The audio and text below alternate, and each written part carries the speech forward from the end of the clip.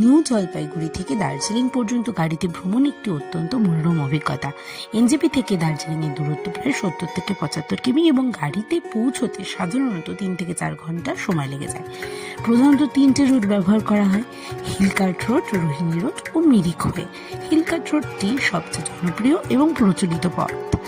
Share গাড়ি করে এই পথে কার্শিয়াং, সোনাদা ও ঘুম হয়ে দার্জিলিংয়ে পৌঁছানো যায়। দূরের ওই পাহাড়ে উঠতে গিয়ে চা বাগান ও ধাপে উঠে যাওয়া মনোরম দৃশ্য এই পথের বিশেষ আকর্ষণ।